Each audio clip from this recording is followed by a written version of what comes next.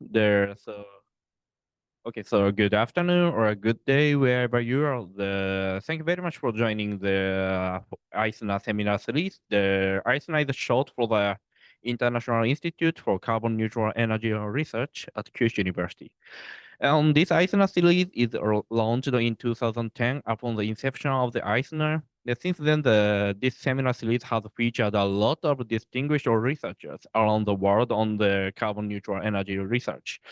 So I'm Hideaki Teshima, Kyushu University, and I'm honored to be the host of today's webinar. So today, I would like to welcome the Professor Sushanta Mitra to give a lecture about fascinating research on liquid encapsulation. Let me briefly introduce Professor Sushanta Mitra. He's a full professor in the Department of Mechanical and Mechatronics Engineering and is close appointed as a professor of Chemical Engineering, Electrical and Computer Engineering, and Physics and Astronomy and Chemistry at the University of Waterloo. He's also an executive director of the Waterloo Institute for Nanotechnology and a visiting professor of I²CNER. Well, the Professor Sushanta Mitra received his bachelor's degree from Jadavpur University in 1995 and obtained his master's degree at the University of Victoria in 1997 and his PhD degree at the University of Waterloo in 2001. So before joining the Waterloo, he has also taken on many leadership roles in Canadian higher education, including the department chair of Lassonde School of Engineering, associate vice president of research at York University, and assistant vice president of research at the University of Alberta. He also served as the president of the Canadian Society for Mechanical Engineering. So he received many awards. I couldn't count and has been elected a fellow of the professional organizations. And he's also the founder and the CEO of a startup companies about quantum computing and ultra-fast encapsulation technology. Okay, so before the beginning, I would like to take a moment to remind you that your question will be answered after the presentation. And if you are joining online, please use the raise the hand button or type your question or comment in the Q&A box. When you are called on, please unmute yourself and directly ask a question, or I'll pick up some questions from the Q&A box. And this webinar will be recorded and made available on the I²CNER website and YouTube. So, okay, now everyone, please welcome Professor Mitra. Please start, Professor.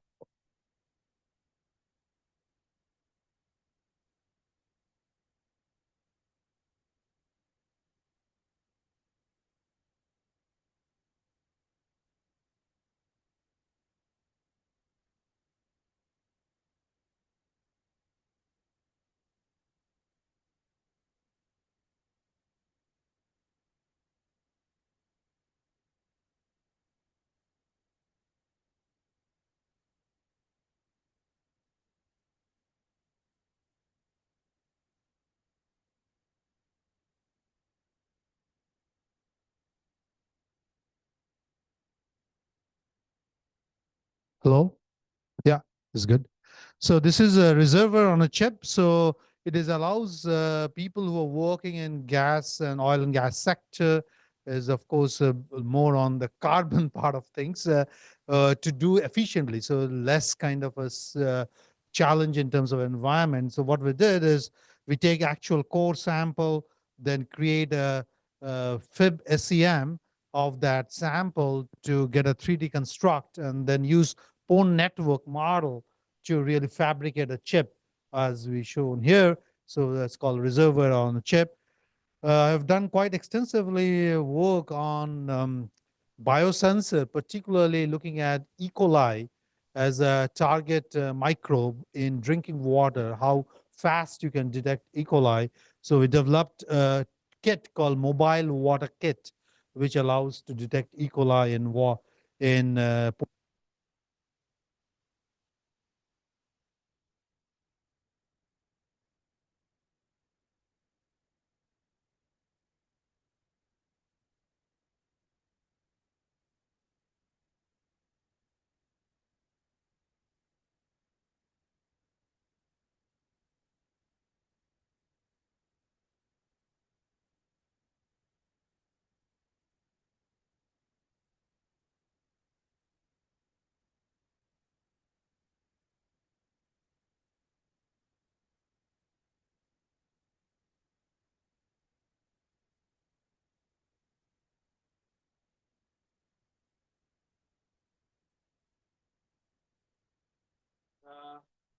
We also try to understand how adhesion of various, be it active matter like microbes and also even sperm cells interact with surfaces. So we developed similar to an AFM, with atomic force microscopy, a cantilever-based technique where it gives the deflection, kind of gives a direct measurement of adhesion. We developed quite extensively reflective interference contrast microscopy technique. Professor Hideaki Tashima worked on this when he was in my lab for 8 months, I believe, somewhere at Waterloo, and where we developed a way to look at the thin film dynamics, which are, maybe 30 nanometer, so below the diffraction limit of a typical microscopy system by using Newton fringes. For the last 3-4 years, I've been quite fascinated by this idea of connecting contact mechanics with wetting. So, I'm a mechanical engineer by training.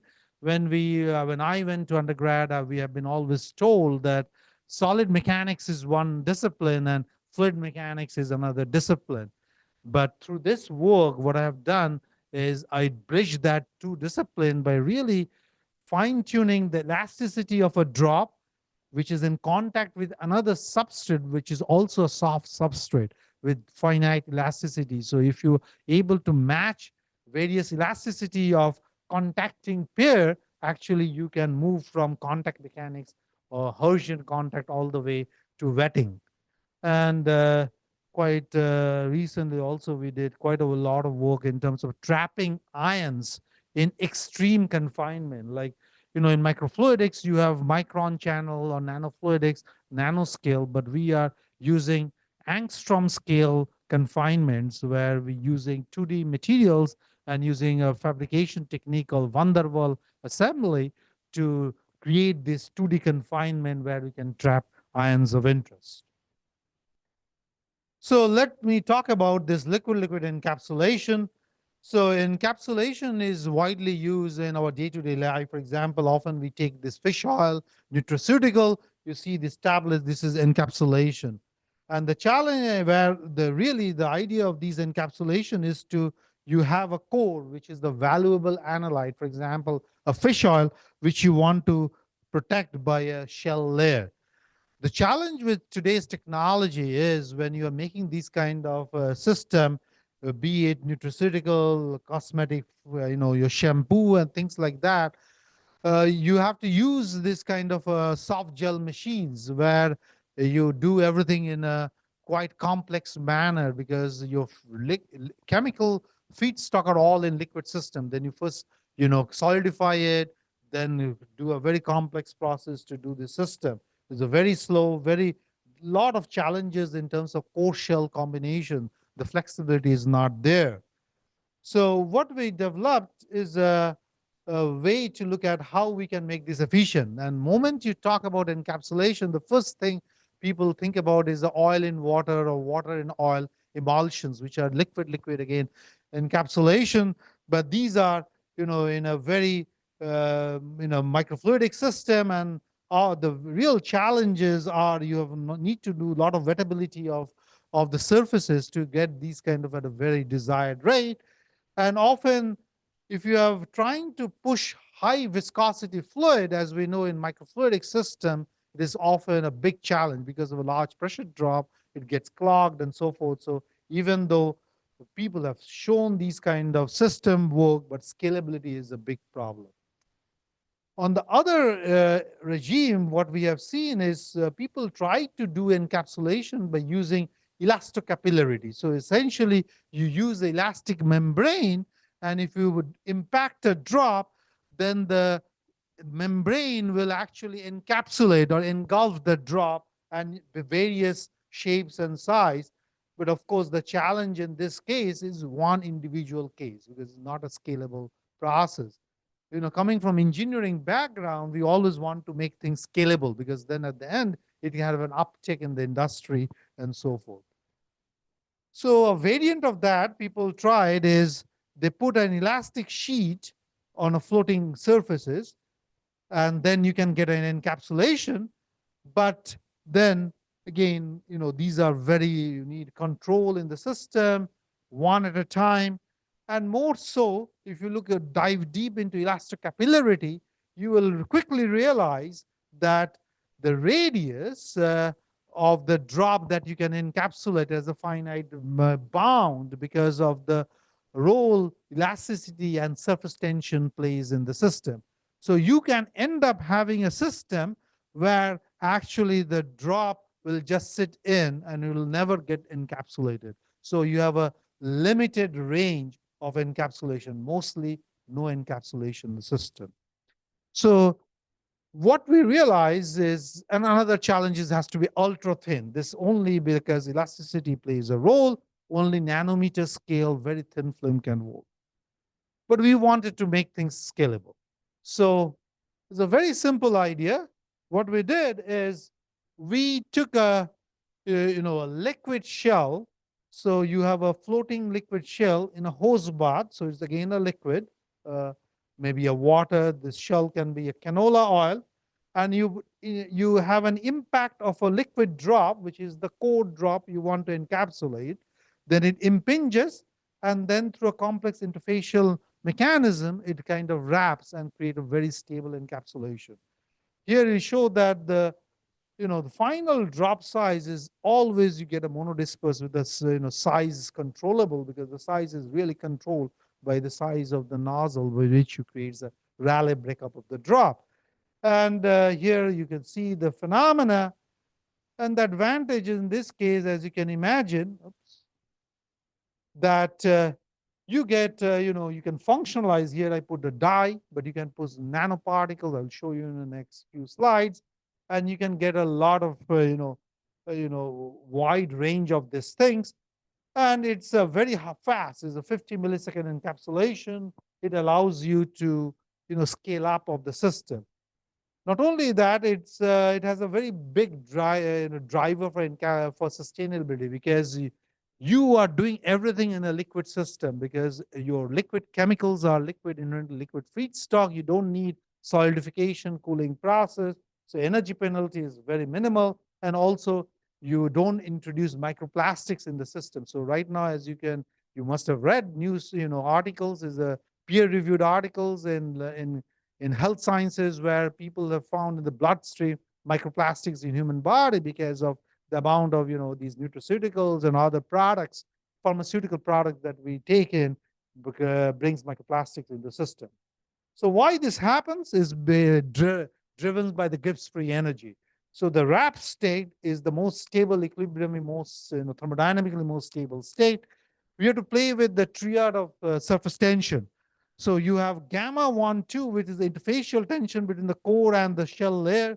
Gamma 1, 2, 3 is the interfacial tension between the shell and the hose bath. And gamma 1 is the interfacial tension of the core in the air itself. So, we have shown that for all these systems, it is a thermodynamically stable process you can achieve, as long as you maintain the triad of these interfacial tension, achieving the stable encapsulation process. Here we show that this, if you don't have a shell layer, of course, no encapsulation takes place. So you can play with various kind. You can dye the interface, you can functionalize, and so forth. But so here you can see these are very nice encapsulated system. However, we are using a liquid layer of finite thickness. Okay, so whenever anything liquid flows or anything flows through a liquid system, it creates a viscous dissipation.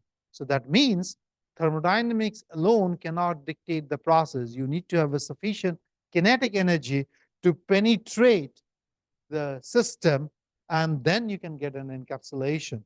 Otherwise, if your kinetic energy is less than the viscous dissipation, then you can see here it gets trapped. But in the next few slides, I will show how we can overcome this as well, because we can show now a trap state also can create encapsulation. Nevertheless, here we have shown is the impact Weber number, which is essentially talking about the height through which the impact takes place. And this is a non-dimensional shell thickness. So intuitively, if your shell thickness is small, then your height of impact is less. So you get an encapsulation at a very small impact Weber number. If I increase the shell thickness, I need a higher and higher Weber number to do that. So as you can see, this trapping is a challenge, but I will show how we overcome this as well. We need to make sure that is really the encapsulation is happening. For example, if I have a laser oil coat drop wrapped with canola oil, so the wetting signature of this drop should be the same as a canola oil drop under liquid shown here. They are identical, so it's a very stable encapsulation.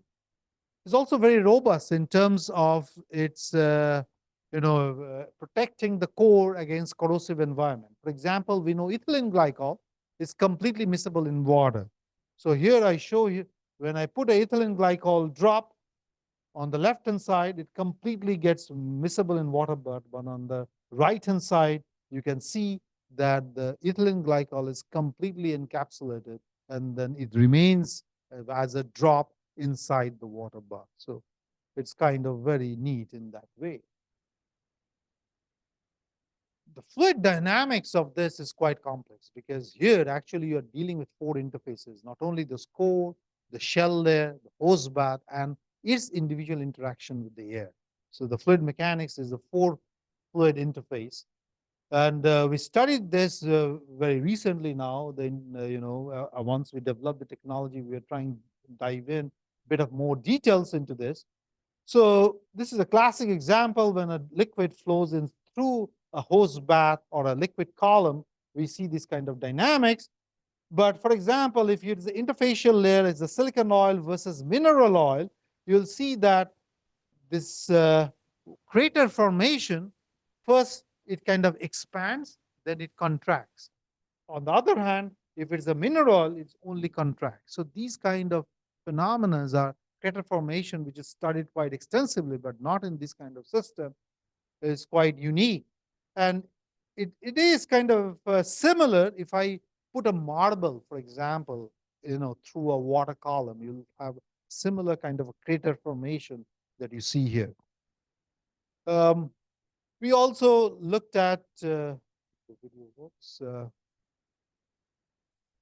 the this kind of what is the effect of the interfacial layer. So as you can imagine, as I talked about the closing of the crater, so we want to understand how when the crater closes and the breakup takes place, so that is our time t equal to 0, how that varies with respect to the thickness of the interfacial layer. We studied those dynamics quite details. And you and we can see that if you use the interfacial layer instead of a pure liquid of viscoelastic material, you see that there is a crater receding phase. So it kind of retracts. Then you can see this classic, viscoelastic thinning, what we call filament formation that takes place in the system. And it again depends upon the impact Weber number. So if you read carefully here, if I, for the same impact Weber number, if I am increasing the shell thickness, I am seeing the filament thinning kind of, at a much farther time.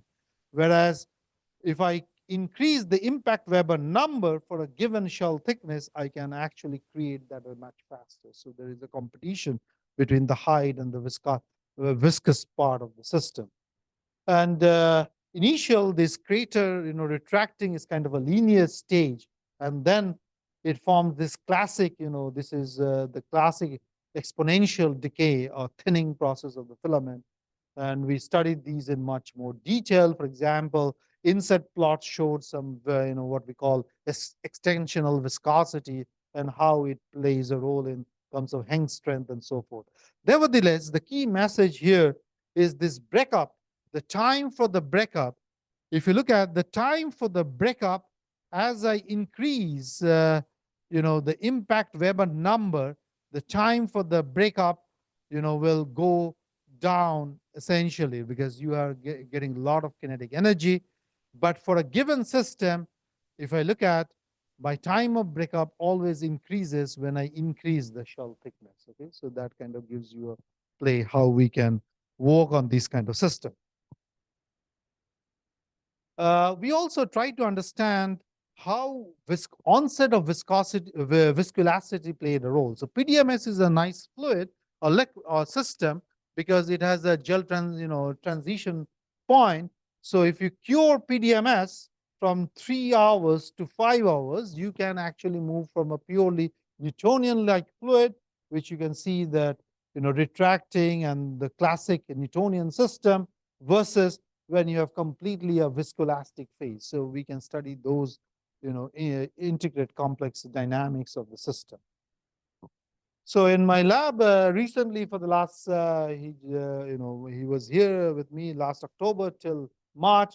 Yasushi Ichikawa from Tokyo University of Science.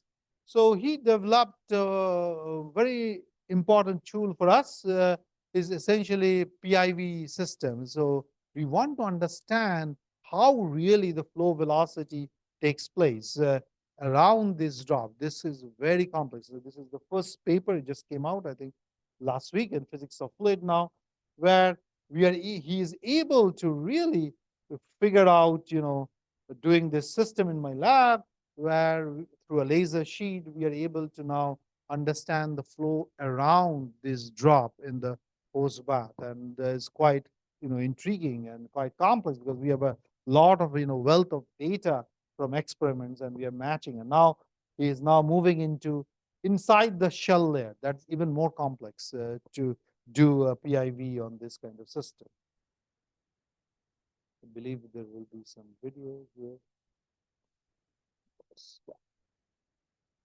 You can see these are very neat videos which shows this kind of system where you can look at penetration based on the impact wave number, whereas there is no penetration. So interfacial trapping, so you get interfacially trapped versus in this case where you have penetration. So the fluid mechanics of this is completely changes as well. So we can see these kind of phenomena quite easily. So the question is what to do with this interfacially trapped state? Should I throw it out? Is of no use or what? So luckily, as we were playing with the PDMS, we realize if I have a PDMS as an interfacial layer, it actually goes through something called a favorable spreading parameter. So if I do a spreading parameter of that state of the PDMS and a core drop, now it becomes stably encapsulated at the interface. So I can cut it here, and I can get an encapsulated drop. So we overcome this bottleneck by using a viscoelastic material like PDMS to see that now we can use the interfacially trapped state as also a successful encapsulated state as well. So it was quite interesting. It allows us to play a lot of things. So for example, in a single low or cargo, you can have, in this case, a ferrofluid, which is nanoparticles in it. Coming from Canada, always we have maple syrup. So we put some maple syrup in the lab to create a encapsulation maple syrup. And then also we have honey. Honey is completely miscible in water, but in this case, you can see there's a composite cargo, and each one is thinly wrapped with the thin shell of PDMS and altogether packed. So you can create a multiple of these kind of system. So what we did essentially, we have, by moving the interface liquid from a purely liquid, viscous liquid to viscoelastic, we have expanded the regime of an encapsulation. So we made not only the trap as well as the impact both as a way to encapsulate valuable cargo. Here, I think there is a video where, so the video will show that actually now we can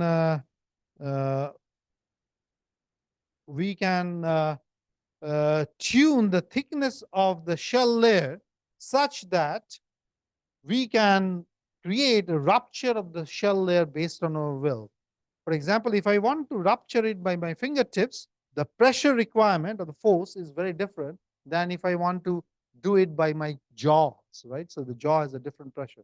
So we can tune that, and that's showing the load cell. I can do that. And it's really a parallel, highly scalable process, because these kind of nozzle, I can have multiple of them on it.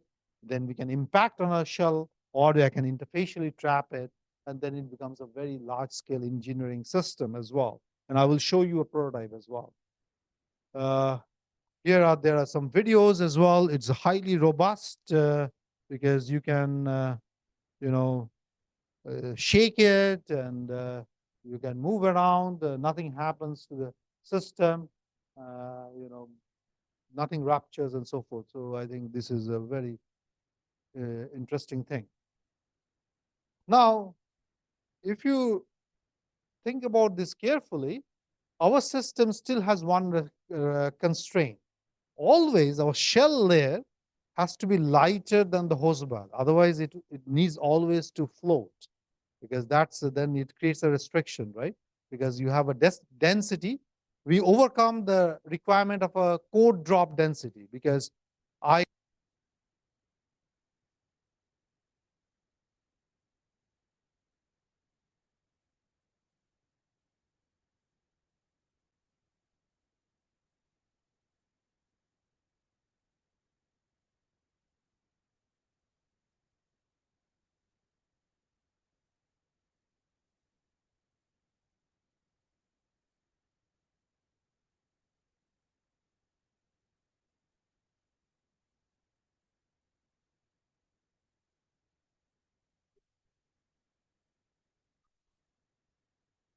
so wait, you do this. How? We can actually constrain the interfacial layer. We don't need to freely float it. So if I put a loop, so if I put a hydrophobic loop, which I can always float, and then I dispense the interfacial fluid, then actually I can have an interfacial fluid, because there's a fine balance between now a surface tension and the elasticity of that loop and its wetting of the loop, because the wetting of the state of the loop also will matter. And then you can trap a higher density liquid compared to the hose bath. So then you remove that restriction. And they were my PhD and a postdoc. I told them, hey, I have this idea. Can you do this? And they went to the lab. They did some crude experiments, and then it worked. Then I said, wow, that's good. So immediately we filed a patent and things like that, because this is one of the bottleneck we found now we were able to overcome. So this is quite intriguing, because uh, here you can see that with no loop, you can't, always the shell sinks, but with the loop, you can get this kind of, for example, in this case, we are having interfacial layer, which is silicon oil, but our, hose bath is SDS, which is the density is other way around. So the silicon oil is much heavier compared to the SDS that we use. Not only does it allows to overcome this, but also we realize one other important criteria. When you do this kind of impact, what happens is that through the air, actually air comes in inside the interfacial layer. And may happen, in some cases, we always see there is some air bubble gets entrapped inside the shell layer. By doing this kind of a constrained interfacial layer, you're using a very small, tiny amount of shell layer. That way you can actually reduce the entrapment of the interface, air bubble as well. So this is again a very interesting thing. Then we thought we became also ambitious. How about multi-encapsulated layers, right? There's one layer, two layer, three layer, and four layer. Whether this is possible? Yes, these are indeed possible. What we did is we create this kind of Y junction. So we at the before the impact, we already have a core which is surrounded by a shell layer, and then we impact it in an interfacial layer, and then you can get this kind of a encapsulated multi-layer hybrid system, where this kind of encapsulation is possible. And you can stack it up, a number of them, as you will. uh, so I think here there are 2, 3.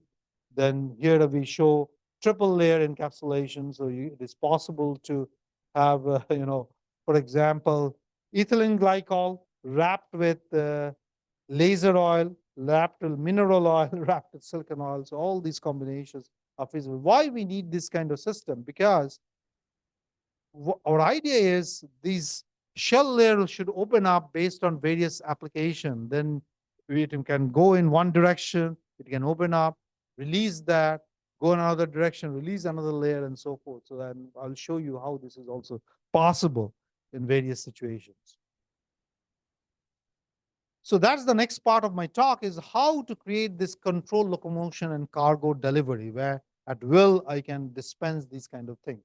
So ferrofluid is a very interesting system because it has magnetic nanoparticles in it, and currently ferrofluids are used as a vehicle for drug. You can load this and then functionalize this and use for drug delivery and so forth.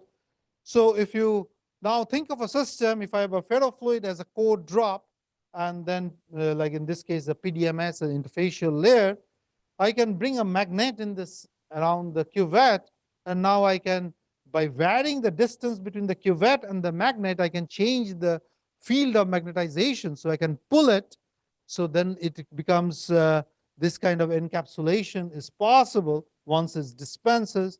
You can see that a very solid encapsulation is feasible. Of course, the fluid dynamics is a bit complex here, because apart from interfacial tension, you have the magnetic force that you need to take into consideration as well.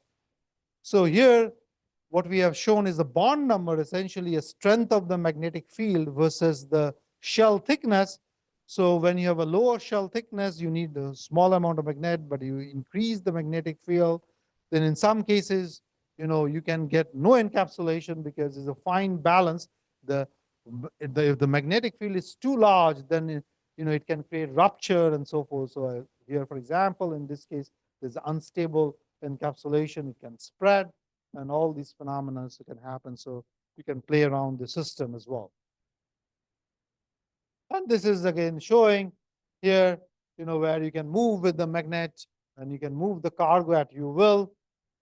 And here you can see that we have wrapped 4 different ferrofluids. So as we know that if 2 similar drops of same material comes together, they always coalesce. Because there's a film drainage and coalescence, but there's a stable encapsulation because no coalescence. So in a sense, you can have one load which is ferrofluid, one is paramagnetic, and so forth. So within the system, you can play around in a cargo various magnetic field of at your will. Then we thought about what we can do as a ferrofluid as a shell layer. For example, here now we kept the ferrofluid as a shell layer, and we do this kind of compound drop. So it's interesting is that ferrofluid, as I mentioned, once it get encapsulated, because it's a stable encapsulation, very thin film of ferrofluid is there around this compound drop. So because you can see here, there's a small drop connected with another large, inside of the large drop, and then completely surrounded by a shell layer. But ferrofluid are magnetic particles. So what happens is that due to buoyancy, they will always go up at the apex. So they get up at the top. So that's why you see a lot of black concentration of ferrofluid, and the bottom is none.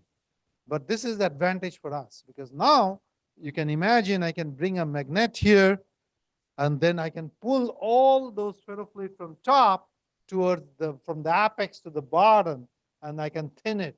So I can release my cargo. And that's exactly what we did, is that here I think there is some video which shows you can move it at different location. Then you can actually, by increasing the magnetic field strength, you can move it down. So you can have this kind of compound cargo, but it can move down. Why this is important? This video clearly shows this process. So I can bring in two cargoes from 2 different sources. By using magnetic field, I can bring them now in, because the shell is wrapped with a magnetically actuated material, which is a ferrofluid. So they come together. You can see they're still individually separated. They come together, based on the magnetic strength. you can now get a film drainage. So then the two ferrofluids shall come together. So they are connected by van der Waals forces. So if you exceed the van der Waals forces, so then they can have a film drainage, but still these two remain separated, two different loads. So essentially, I can have two different cargoes coming together, and then eventually they will come together. Now they can coalesce into one single drop. So within a drop, I can create microreactors. So I can bring two different chemical species and make them react inside this kind of in a very controlled way. Once I do that, I can further increase the magnetization.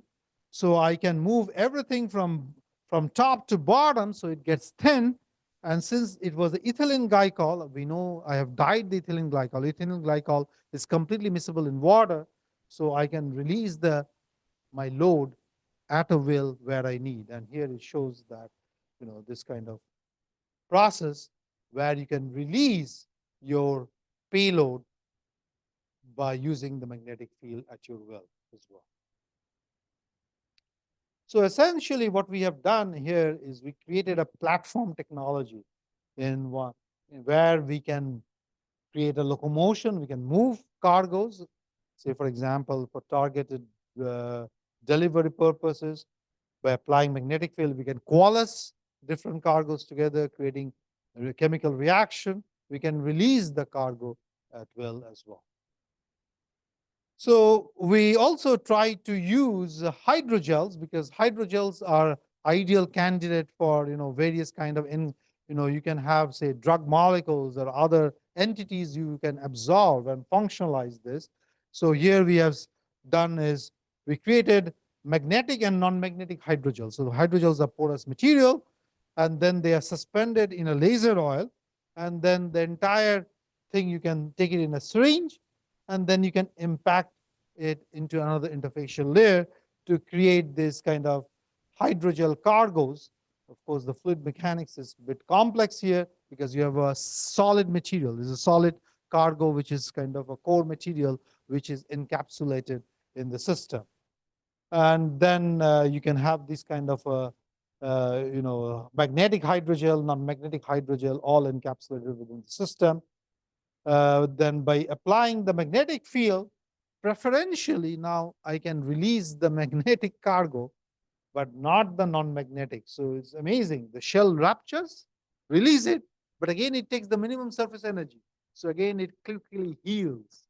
And then, the non-magnetic part remains inside the drop itself. We can do a lot of different things. For example, here I am showing, where you bring one which has a encapsulation, other doesn't have a magnetic hydrogel in it. You can coalesce that, and then you can release that.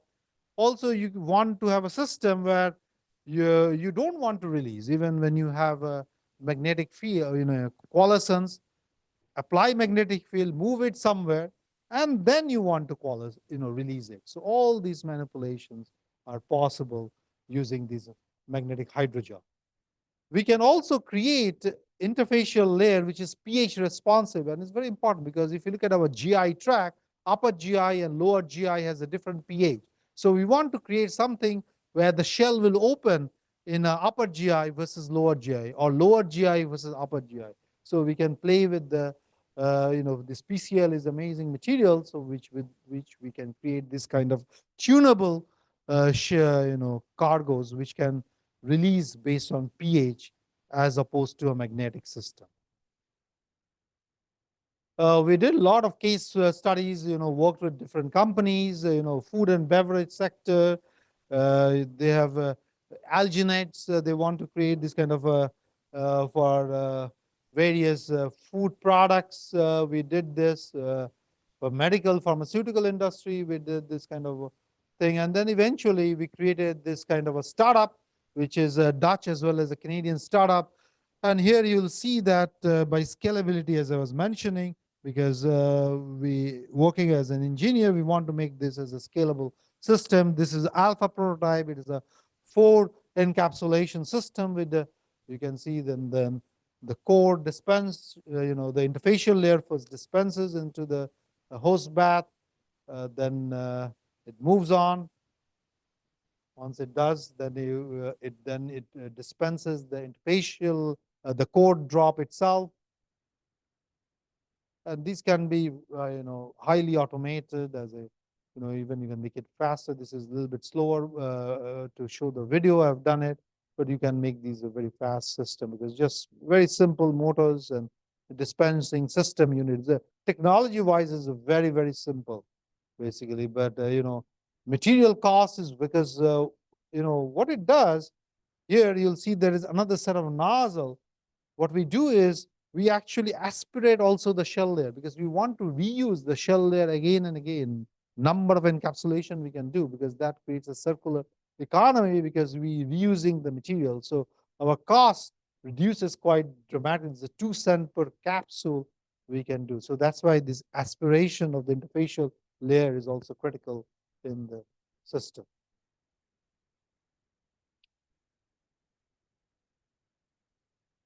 So I think of course, all this work can only happen because of all my graduate student, postdocs, the visiting scholars that I have over the years, and it's really lucky, and I learned a lot from them.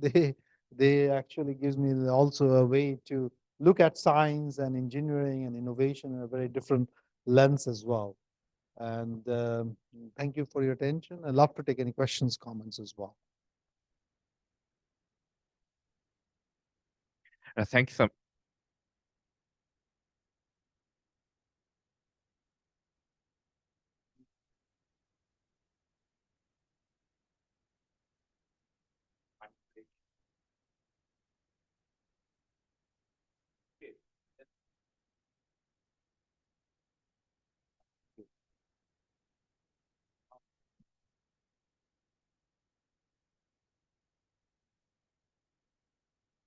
Yeah.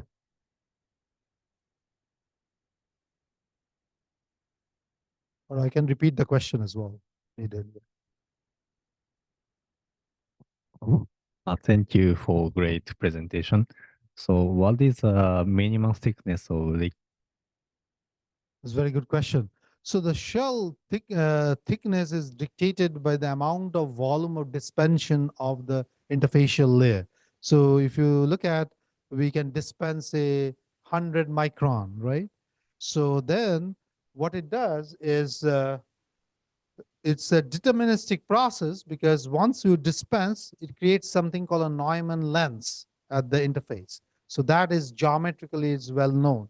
So we can, based on we have tried, maybe 100 micron thickness, 50 micron thickness, and so forth. So we can have thick, thin, thicker is not a problem. Thinner also based on application, we have done that. If you go very, very thick, the challenge is then you cannot have this impact, driven encapsulation. Then you have to do interfacially trapped system. Otherwise, the impact height will be so large that is non-feasible for a practical engineering system.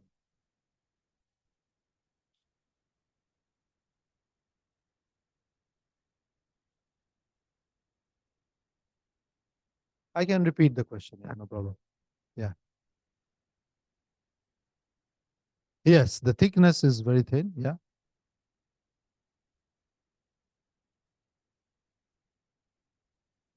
Correct.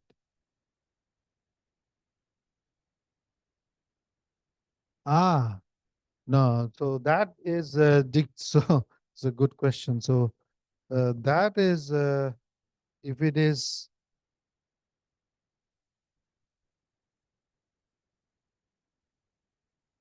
yeah. So these are interesting questions.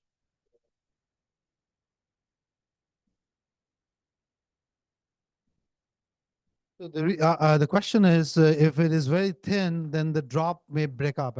So I think these things are, people have looked at why people get this notion is because a lot of this drop impact studies on thin films and things like that.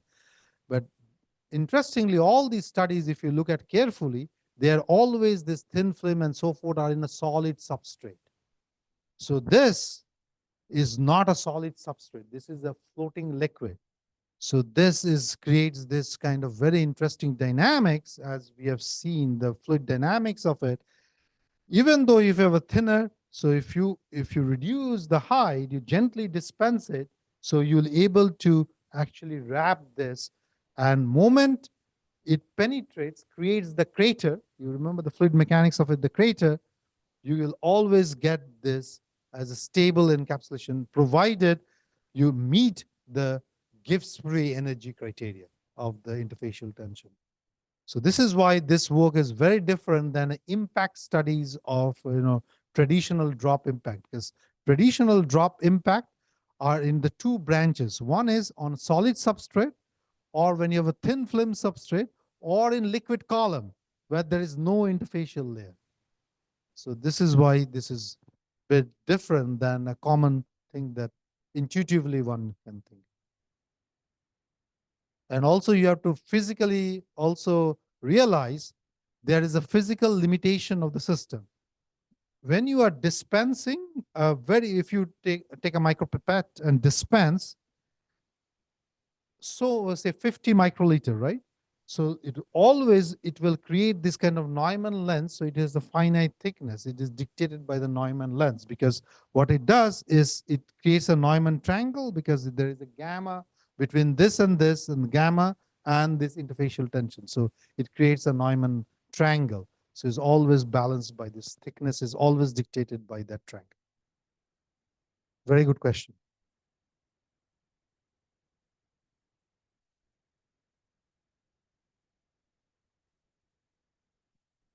J1. Can you unmute? Okay. Sorry. Yeah, there is one the question from the audience, online audience. Please unmute the mic and please talk. Hello, can you hear me? Yeah, we can Oh, hear yeah. you. Yeah, Mitra, this is Zhenying Wang. Yeah, sorry that we have a interview for PhD students, so I have to attend your lecture online. Yeah, this is a very interesting talk, and yeah, I may have missed maybe the former former part in the previous of your talk. But is it possible using this simple setup to like encapsulate like 2 drops in one shell? And is it possible to use this setup to generate some genus particle? Yes.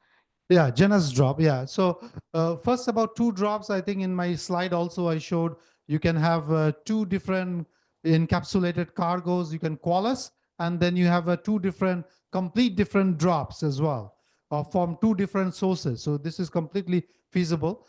And recently, I think we have a Langmuir article on encapsulation of genus drop. So we have shown you can create genus drops. Which have, Janus is basically a Greek god with 2 different faces. So you can have 2 different functionality in the same drop. You please look at I didn't put it in this talk, but please look at it as a Janus drop encapsulation. I think it's just. So for the genus drop, did you use like, can you Sorry? Can you hear me? Yeah, I can hear Oh, you. yes, Yeah. yes. Yeah. For the genus part, did you use like some control with external physical field, or you just use like 2 different type of material and There's to 2 drop it? different drops. So on the syringe itself, we take the 2 different drops and then we encapsulate the genus drop itself and remain stable. So we don't need any extra. Very simple. Please feel free to email me. I can send you the paper. It's a very simple. And then the advantage of why we try the genus drop, as you can imagine, then you can create a lot of functionalities of the system, right? Because one can be hygroscopic, other can be hydrophobic, various charges, charge materials. You can have particles which are different, charges and so forth. So it open up a big window for us. And we feel that we just scratched the surface in terms when we showed that work of encapsulation, creating genus drops in this system. Okay. Thank you. Sure. Thank you. Okay, any other question? Yes, please. Very much, very interesting. So let me confirm something. You need 3 different fluid to Correct. make this. Yes. And the shell fluid should be lighter than the.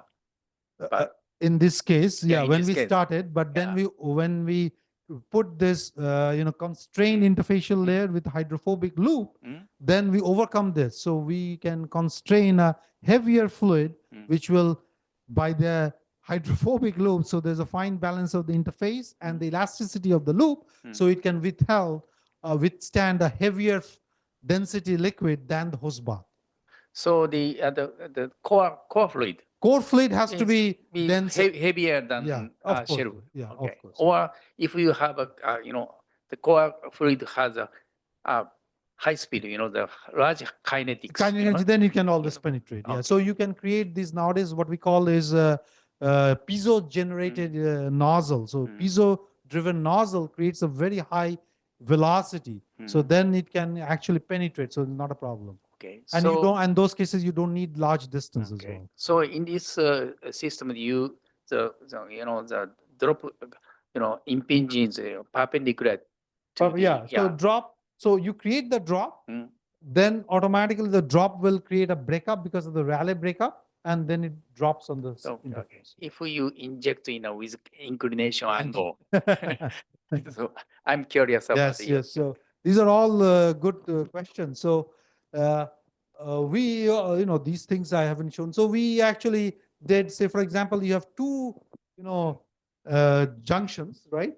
You can actually create in mid-air coalescence, and then the coalesced droplet can impact on the interface as well. So then it becomes a very interesting as well process. So those things can be also done. Yeah. Any other questions?